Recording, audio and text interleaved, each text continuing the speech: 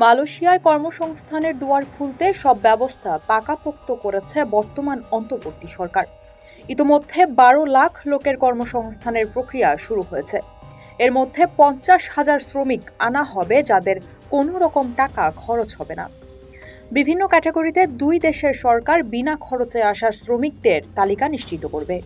বৃহস্পতিবার বিকেলে মালয়েশিয়ার পুত্রজয়ার প্রবাসী কল্যাণ ও বৈদেশিক কর্মসংস্থান এবং আইন মন্ত্রণালয়ের উপদেষ্টা ডক্টর আসিফ নজরুল, দেশটির স্বরাষ্ট্রমন্ত্রী সাইফুদ্দিন নাসুসন ইসমাইল ও মানব সম্পদ মন্ত্রী স্টিভেন সিমচি কেওয়ার সঙ্গে অনুষ্ঠেয় যৌথ সভায় মিলিত হবেন।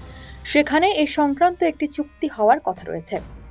এর আগে গত বছর ৪ অক্টোবর সংক্ষিপ্ত সফরে বাংলাদেশে আসেন মালয়েশিয়ার প্রধানমন্ত্রী ডক্টর আনোয়ার ইব্রাহিম।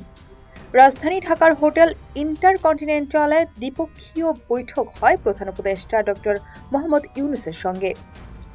বৈঠক শেষে যৌথ সংবাদ সম্মেলনে ডক্টর ইউনূস বলেছেন, মালয়েশিয়ার সঙ্গে দ্বিপাক্ষিক সম্পর্ক নতুন উচ্চতায় নিতে চাই।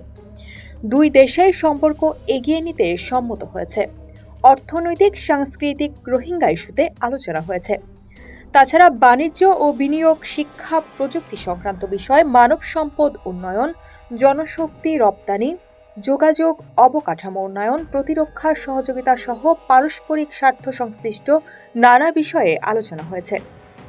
ডক্টর মোহাম্মদ ইউনূসকে বন্ধু হিসেবে উল্লেখ করে যৌথ সংবাদ সম্মেলনে মালয়েশিয়ার প্রধানমন্ত্রী ডক্টর আনোয়ার ইব্রাহিম বলেছেন, মানুষের মর্যাদা রক্ষায় ডক্টর ইউনূসের ভূমিকা আমরা জানি।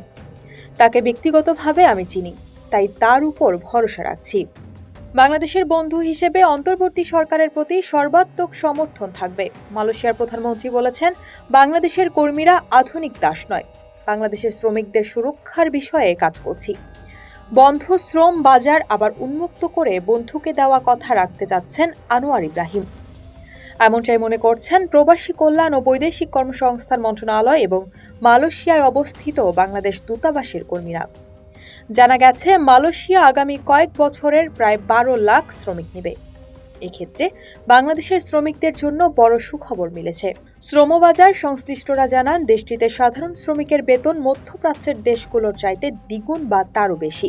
কিছু জটিলতায় প্রায় ১ বছর ধরে ঝুলেছিল বিশাল এই শ্রমবাজার। ধীরে ধীরে সেই জটিলতা কেটেছে। মালয়েশিয়ায় লাখো লাখো শ্রমিক বৈধভাবে যাওয়ার সুযোগ তৈরি হয়েছে।